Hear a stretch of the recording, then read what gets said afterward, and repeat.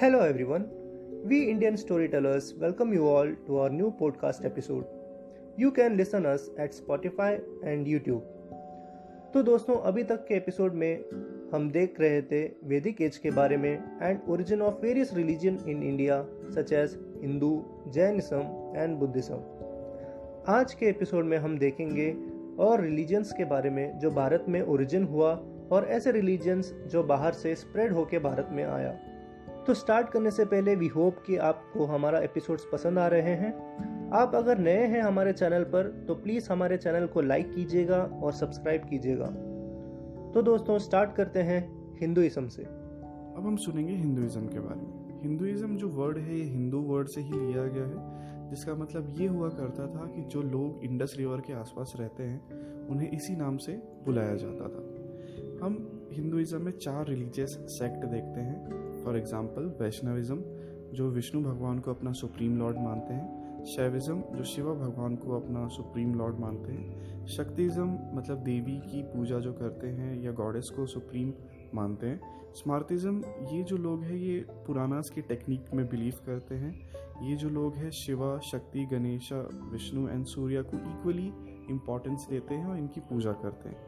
ये जो लोग हैं सगुना ब्राह्मण और निर्गुणा ब्राह्मण के जो 2 कॉन्सेप्ट है उसमें बिलीव करते हैं। वैष्णविज्म में हम देखते हैं कि इसमें भी डिफरेंट सेक्ट्स हैं, जैसे वरकरी पंथ जो ये लोग हैं ये विष्णु भगवान की विठोबा फॉर्म में पूजा करते हैं। इसका मंदिर पंढरपुर में महाराष्ट्र में पाया जाता है। रामानंदी संप्रदाय ये जो लोग हैं ये लॉर्ड रामा की पूजा करते हैं। ये जो लॉर्ड रामा है ये भी विष्णु के अवतार ही माने जाते हैं। फिर हम देखते हैं निम्बरिका संप्रदाय ये जो लोग हैं राधा कृष्णा की पूजा करते हैं। और पुष्टि मार्ग संप्रदाय ये जो लोग हैं ये कृष्णा के फॉलोअर्स हैं। ये कृष्णा भगवान को ही अपना सुप्रीम लॉर्ड मानते हैं और ये अपना पूरा जीवन कोशिश करते हैं कि उन्हीं की सेवा में ये उसे पूरा निकाल दें। फिर हम देखते हैं शैविज्म के बारे में। शैविज्म जो है उसमें भी डिफरेंट सब सेक्ट्स हैं। फॉर एग्जाम्पल नाथपंथी ये जो लोग हैं ये आदिनाथ फॉर्म ऑफ शिवा को पूजा करते हैं और ये हठ योगा टेक्निक यूज़ करते हैं, जिसका मतलब ये है कि ब्रीदिंग कंट्रोल करते हैं और ये एक तरह से योगा का ही फॉर्म है to control your breath and identify yourself in reality. फिर हम देखते हैं लिंगायतिज्म ये जो है ये लोग लॉर्ड शिवा को लिंग के रूप में पूजा करते हैं और ये वेदास एंड कास्ट सिस्टम को कम्प्लीटली रिजेक्ट करते हैं। फिर हम देखते हैं अघोरीज ये जो लोग हैं शिवा को भैरवा के रूप में इनकी पूजा करते हैं। फिर हम सुनते हैं सिद्धास के बारे में। ये जो लोग हैं बेसिकली ये सेंट्स होते हैं जो डॉक्टर भी होते हैं, एल्केमिस्ट, मिस्टिक्स एंड ये सारे फॉर्म में ही अपने आप को प्रेजेंट करते हैं। ये जो लोग हैं बेसिकली तमिलनाडु में ज़्यादा पाए जाते थे। ये है इनका ऐसा मानना है कि आप प्राणायाम करो या फिर आप ऐसे योगा वगैरह करो, इससे आप जो भी बीमारी है आप उसको ठीक कर सकते हैं। तो इंडिया में हम देखते हैं हिंदुइज्म की शुरुआत कैसे हुई थी। हमें पता था वैदिक एज में ये सारी चीज़ें शुरू हुई थी और ये जो रिलीजियस सेक्ट है ये बेसिकली इंडिया में ही पाया जाता है या इसका जो ओरिजिन है वो हम इंडिया में ही देखते हैं। तो दोस्तों अभी हम बात करेंगे विश्व के दूसरे सबसे बड़े रिलीजन की जो है इस्लाम। हम देखेंगे इस्लाम का ओरिजिन कहाँ और कैसे हुआ और ये भी देखेंगे कि इस्लाम रिलीजन विश्व में स्प्रेड कैसे हुआ। इस्लाम का ओरिजिन 7th सेंचुरी एडी में अरेबियन प्रायद्वीप में हुआ। इस्लाम का मतलब है submission to the will of God, मतलब अपने आप को भगवान को समर्पित कर देना। तो जो लोग अपने आप को भगवान को समर्पित करते हैं और जो भगवान के बोले हुए मार्ग पर चलते हैं उन्हें मुस्लिम्स कहा जाता है। मुस्लिम्स एक ही भगवान को मानते हैं जिनको अरबिक में अल्लाह कहा जाता है। इस्लाम के बारे में और जानने के लिए हमें प्रॉफेट मोहम्मद के बारे में जानना पड़ेगा। Prophet Muhammad was considered as a messenger of God in Islam. ऐसा कहा जाता है प्रॉफेट मोहम्मद के जन्म मक्का, सऊदी अरेबिया में 570 एडी में हुआ था।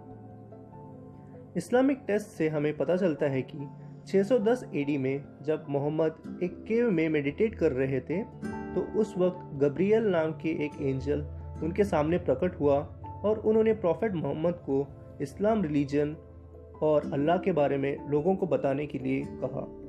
यहाँ से इस्लाम रिलीजन का ओरिजिन हुआ। 622 एडी में प्रॉफिट मोहम्मद ने अपने सपोर्टर्स के साथ मक्का से मदीना ट्रैवल किया। इस यात्रा को इस्लामिक टेक्स्ट में हिजरा कहा जाता है। कुछ 7 साल मदीना में रहने के बाद प्रॉफिट मोहम्मद और उनके सपोर्टर्स वापस मक्का गए और इस यात्रा को हज यात्रा कहा गया है। और ऐसे कहा जाता है कि हर मुसलमान को अपनी लाइफ में कम से कम एक बार हज यात्रा करनी चाहिए। प्रॉफिट मोहम्मद के निधन के बाद भी इस्लाम रिलीजन का दुनिया भर में स्प्रेड बढ़ता गया। जो प्रॉफिट मोहम्मद के फॉलोअर्स थे उन्होंने अपने नए लीडर्स चुने जिन्हें खलीफा कहा जाता था। मोहम्मद के निधन के बाद जो पहला खलीफा बना वो था Abu Bakr and he was Muhammad's father in law and a close friend. 2 साल के बाद अबू बकर का निधन हुआ और उनके बाद उमर को अगले खलीफा चुना गया।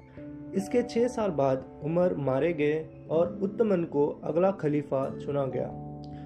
उत्तमन को भी कुछ साल बाद मारा गया और Ali who was Muhammad's son-in-law was elected as the new Khalifa.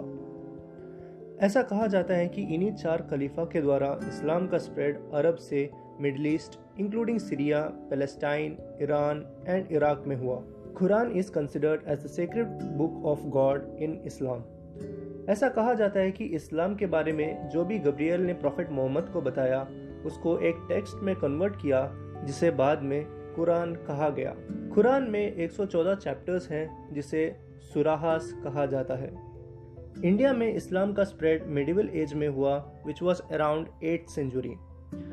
During Delhi सल्तनत जब इन्वेडर्स अफगान से एंड ईरान से आए थे भारत को कब्जा करने के लिए, उस वक्त इस्लाम का स्प्रेड भारत में शुरू हुआ और मुगल एरा में देश में इस्लाम का स्प्रेड बहुत तेजी से स्प्रेड हुआ during the reign of Akbar, Shah Jahan and Aurangzeb. अब हम बात करेंगे क्रिश्चियनिटी के बारे में। ये जो रिलीजियस सेक्ट है दुनिया का सबसे बड़ा रिलीजियस सेक्ट माना जाता है और इसके फॉलोअर्स इंडिया में भी पाए जाते हैं। इसकी शुरुआत जीसस क्राइस्ट ने जेरूसलम में किया था और ये जो रिलीजन है ये स्टेट रिलीजन था रोमन एम्पायर का। स्टेट रिलीजन का मतलब ये है कि वहाँ के सारे लोग एक ही रिलीजन को फॉलो करते थे और ये उसी को बिलीव करते थे।